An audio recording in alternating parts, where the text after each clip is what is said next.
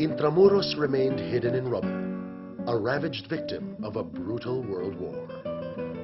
But slowly, the city that was once the jewel of an empire emerged from the rubble.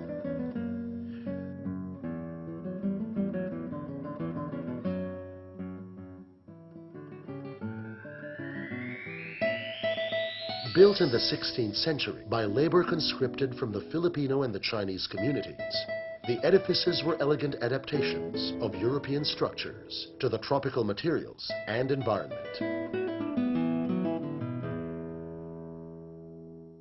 For over 3.5 centuries, Intramuros was the center of a new nation, cobbled by the Spanish colonizers from the diverse islands and cultures of the Philippine archipelago. The walls are what characterize this historic heritage. These encompassed the original city of Manila and gave her the distinctive feature as well as the name Intramuros, within the walls. The 4.5-kilometer wall completely enclosed the city, averaging almost 6 meters high and 4.5 meters thick. It presented a redoubtable barrier against foreign invasions and local uprisings. Built from volcanic stone quarried locally, the walls have endured to this day. And today, through the efforts of the Intramuros administration, almost all of the damaged parts of the walls have been repaired or restored.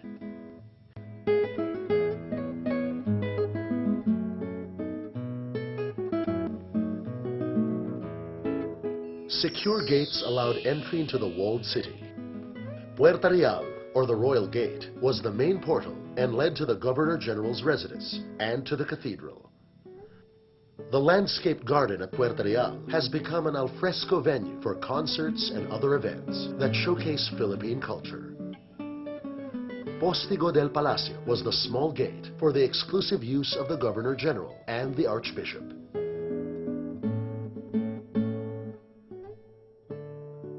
Puerta del Parian was the principal gate leading to the Chinese district, where trade and commerce flourished.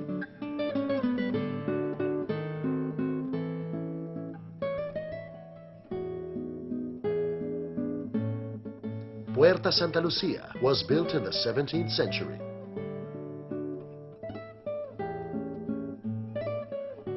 To allow access to the Malecon, the promenade by the shore of the Manila Bay. Puerta Isabel II was opened in 1861 to ease the increasing traffic between Intramuros and the rising commercial district of Binondo. Puerta Almacenes, beside Aduana, the customs house, was for access to the wharf, which in turn was the gateway for the opulent galleon trade. Laid out according to the best battle plans of the time, the walls of Intramuros are fortified by layers of defenses. Bulwarks, or baluartes, are wide platforms along the walls. Batteries of cannon were positioned on top and powder magazines below. San Andres,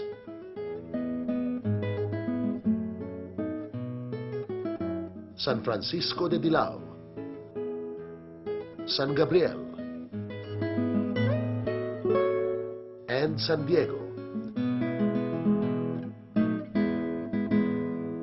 which was breached when the British invaders captured Intramuros in 1762.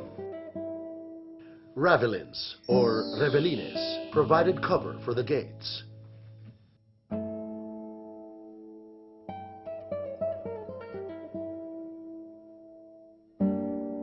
The redoubts, or reductos, are smaller but well-armed independent structures outside the walls that could fire on the advancing enemy or those that have reached the walls. The main garrison was Fort Santiago, strategically located at the mouth of the Pasig River.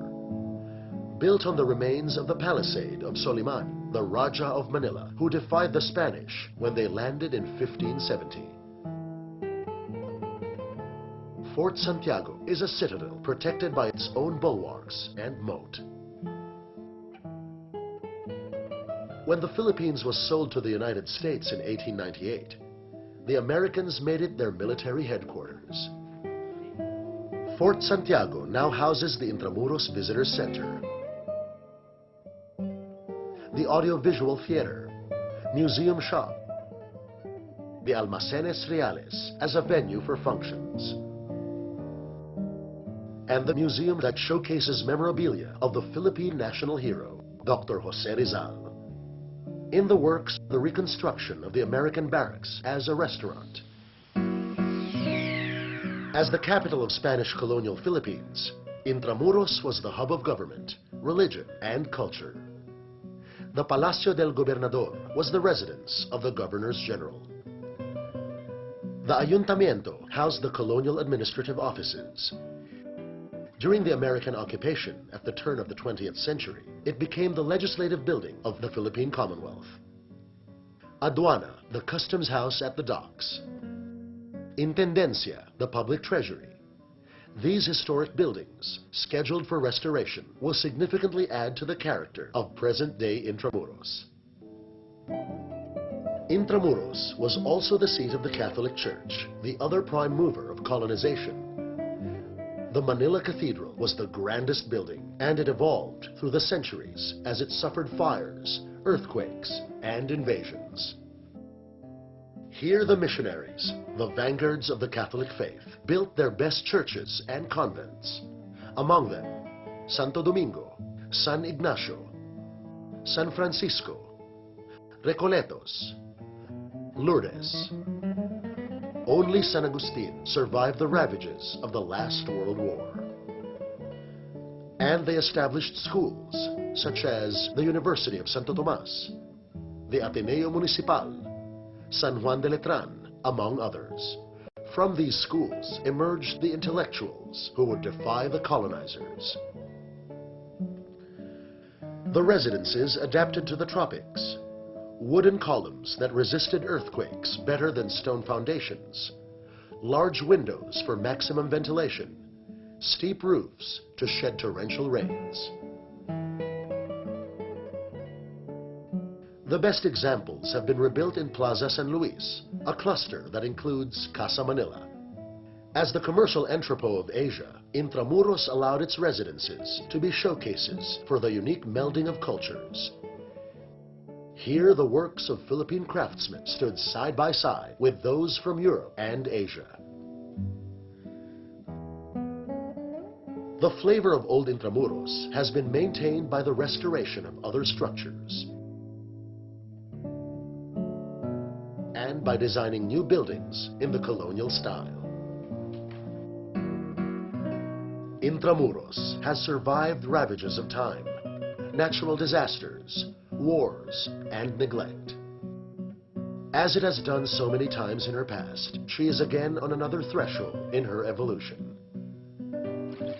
The parks and public places within the enclave are being revitalized.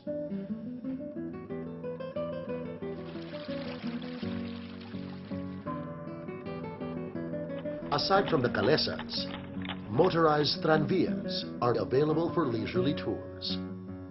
A full schedule of cultural and art events are slated yearly in the different venues within the walled city. A new maritime museum will rise to house the rich, though largely undiscovered, nautical tradition of the Philippines. The Church of San Ignacio will be reconstructed and made into a museum for the ecclesiastical collection of the Intramuros administration.